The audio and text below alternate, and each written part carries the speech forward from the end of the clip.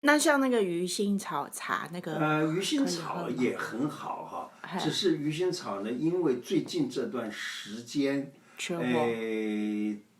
被人购买的啊，大概在药房里面已经很难买到。假如你家正好种了鱼腥草，那恭喜你，你可以